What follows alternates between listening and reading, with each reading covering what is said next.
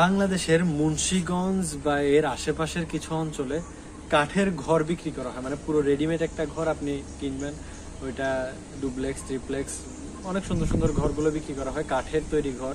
ওগুলো এক একটার গ্যারান্টি দেওয়া হয় যে 100 বছর বা এর বেশি টিকবে, এগুলো ঝড় বৃষ্টিতেও কিছু হবে না।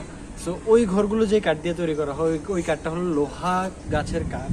আর এই যে এটা হলো সেই লোহা কাঠ গাছ। আমি আসলে দেখে একটু আবার নেটে সার্চ দিলাম যে আসলে এই আয়রনউড বা লোহা কাঠ গাছটা কি এইটাই ওইটা নাকি।